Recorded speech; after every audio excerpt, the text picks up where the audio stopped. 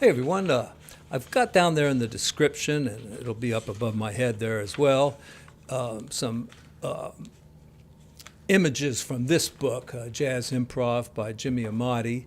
It was recommended to me by one of my Patreon subscribers, and it's an interesting book. It's very wordy. You think he might have had a contract with the ink company or something, because every single example has an entire page of description where he describes, what every note is doing. I mean, and it's very redundant because, it kind of describes the same thing over and over and over again. So all I've done is reprint all the images, and I'm just going to talk about it a little bit. So let's see, where did I start?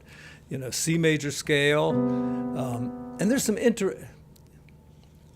ought to go through and, I'm going to go through and highlight this before I do it.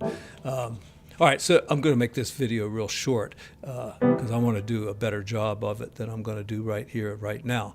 But we got C major, and those are the inactive scale steps.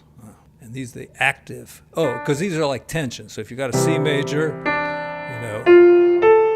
all those are the notes that are not in the chord. So he's building his ideas on tension and release. If you have that note, it wants to resolve that way. This note wants to resolve that way. And they can resolve the other way too, 2 up to 3. Figure 3. I mean, it's pretty much the same thing, right? He's kind of showing you both things at the same time. And now he's talking about C seventh, and he's using the F major scale, right? Because there's a flat there in the key signature. So that note right there is a B flat, and then the one with the stem on it there is C. And then where it says -7, that means flat 7. And so, he's just showing you that those are the resolved notes, the non-tension, the release notes. And the other notes are the ones in between, and those are the ones that are going to move. That kind of thing. And then he shows you here in figure 5, just what I was telling you about, tension and release. Now, the thing about this book is the examples are really good. All the writing in this book is it's over the top, really. But, I mean, it's thorough, let's put it that way. That's a nice way of saying it. Now, he shows some of these left-hand voicings in our next example. He shows some swing here. All right, nothing too exciting there, but this is a C7th. It's a rootless voicing. You can do it that way, you can do it this way. And he calls it first position. I've called it that before and been taken to task about it, but, I'm an old school guy, so, I studied some of these books. Not this one in particular, but, I'm cool with that.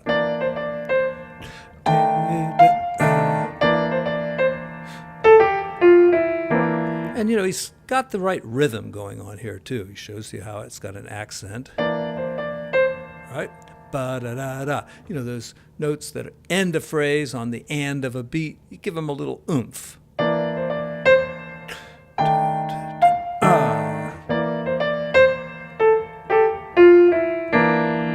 And that, this is like a blues. You go to F next. I'm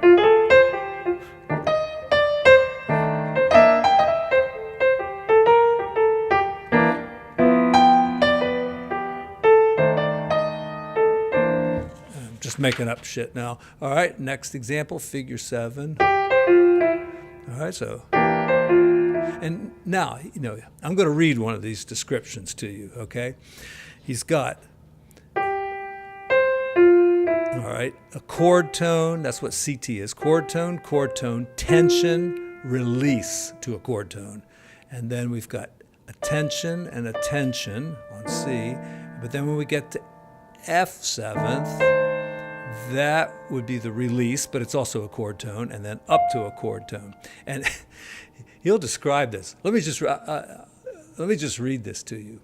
In measure 1 on the first beat where the C7 chord is notated, the tone G, a chord tone indicated CT, skips to the chord tone C1, which precedes the improvisational form 1 in the unit 4 to 3. That's that, I guess. Yeah. Then the tension tone F moves to the target note E. On the fourth beat, the tension tone D, the second degree above the C7th chord, is repeated and moves to the target note C, which is the fifth of the following F7 chord. All right. And that's only the first measure. And some of these long examples, the whole page is like that, where he really describes every note. And unfortunately, I have run into a few misprints. I didn't read every single thing here, but when you write that many words, there's going to be a misprint in there, and something that's described wrong. So I think what you can do is just look at the diagrams, and I'm going to go through them all. But before I do that, I'm going to go highlight some of the cool things that he does say in the book that I think you'd be interested in.